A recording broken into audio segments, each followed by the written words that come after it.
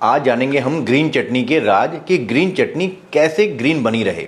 और इसी के साथ में मैं बताऊंगा अपनी एक खास रेसिपी चटनी वाली जो मेरी बहुत फेवरेट है। तो चलिए मिलके बनाते हैं। सबसे पहले हमको रेशो समझना होगा कि जो चटनी बनती है सबसे ज़्यादा जाता है वह है धनिया। तो यहाँ पे मैंने लिया है 150 ग्राम धनिया। इसकी जो डंठल है ये बहुत ज़्यादा मोटी नहीं होनी चाहिए और बहुत ज़्यादा भी नहीं होनी चाहिए, हल्की फुल्की डंठल होनी चाहिए। अगर ज़्यादा डालते हैं तो कड़वापन भी आता है इससे। सबसे जो मेन इंग्रेडिएंट है धनिया ही है। उसके बाद आता है पुदीना। पुदीना जाएगा सिर्फ 50 ग्राम या फिर 75 ग्राम, इससे ज़्यादा डालने की कोशिश मत करना क्योंकि जो पुदीना होता है ना उसका फ्लेवर बहुत स्ट्रांग होता है। वैसे हमको स्ट्रांग फ्लेवर ही चाहिए, लेकिन अगर बहुत ज़्यादा डाल दिया तो सिर्फ इसी का फ्लेवर आएगा। और ये कुछ अजीब सी चीज़ जो कि आप लोग डालते नहीं हैं, ये है पालक।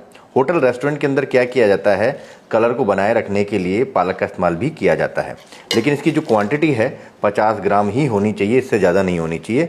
कलर बना रहता है। ये तीनों चीज़ें हमने मिक्स कर ली। अब जो चीज़ करने जा रहा हूँ वो आपको थोड़ा अजीब लगेगा। ये है उबलता हुआ गर्म पानी।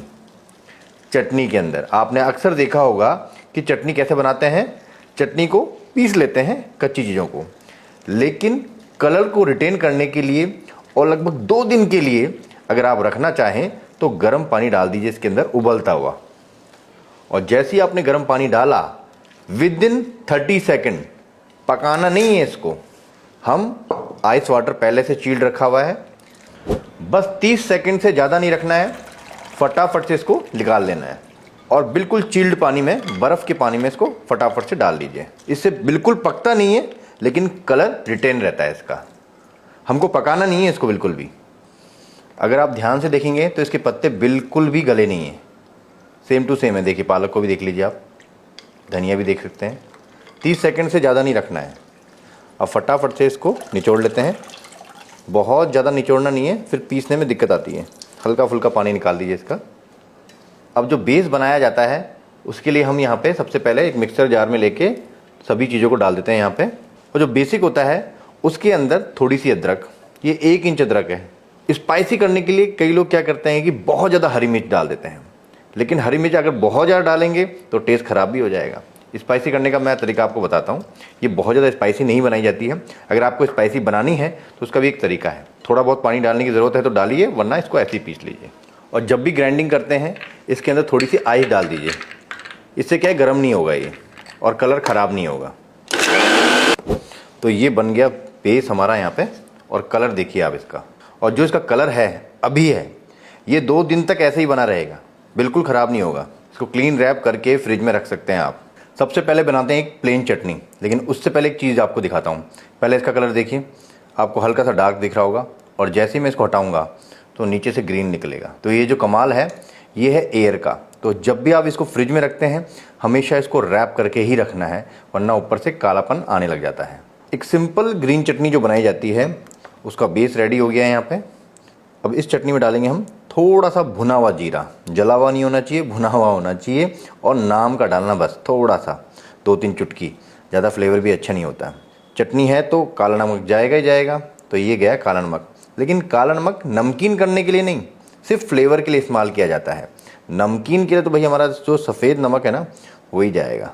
और इसके अलावा हल्का सा खट्टा करने के लिए अमचूर पाउडर का इस्तेमाल कर रहा हूँ, और टैंगी करने के लिए थोड़ा सा नींबू, बस, और कुछ नहीं डालेंगे इसके अंदर।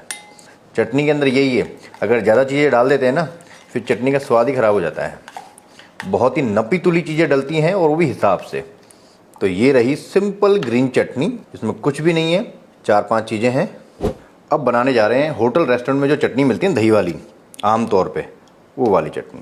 मेरी वाली सीक्रेट चटनी वो थोड़ी देर बाद आएगी। तो यहाँ पे 1 कप दही लिया है।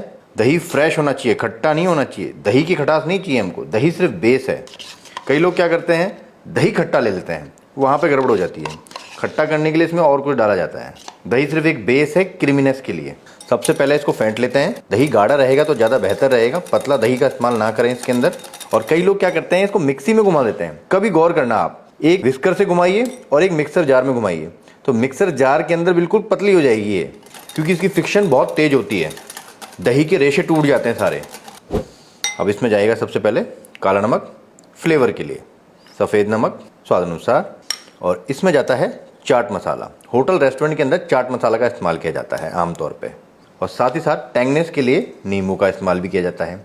दही का खट्टापन नहीं चाहिए इसमें।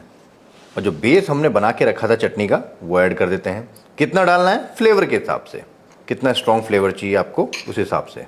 फ्लेवर, कलर, दोनों चीज़ें मिला लेते हैं।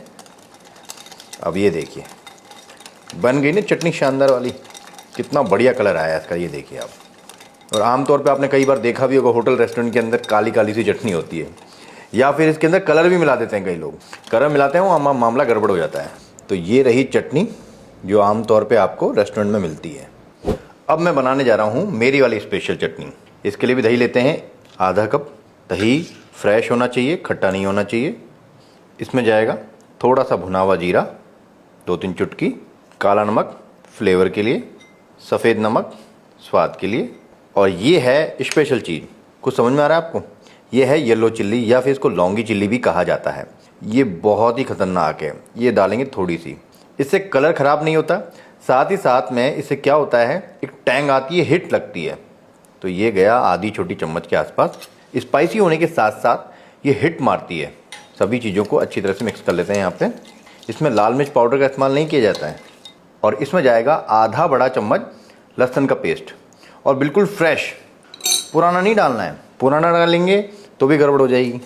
और ये चटनी को अगर आपने लहसुन डाल दिया तो कंज्यूम कीजिए 6 घंटे के अंदर या फिर 8 घंटे के अंदर। और जो बेस हमने तैयार करके रखा था वो ऐड कर देंगे इसके अंदर। देखिए जैसे हमने बेस डाला दही के अंदर, कितना बढ़िया कलर आ गया इसका। और टैंगी करने के लिए लेमन जूस, वो आपके मुंह में पानी आ गया होगा। इसको ट्राई करके देखना आप। जो येलो चिली है आराम से मिल जाती है मार्केट के अंदर, या फिर आप ऑनलाइन भी इसको परचेज कर सकते हैं। कभी अलग खाने का मन हो ये रेसिपी बनाने का तो ज़रूर ट्राई करना है इसको।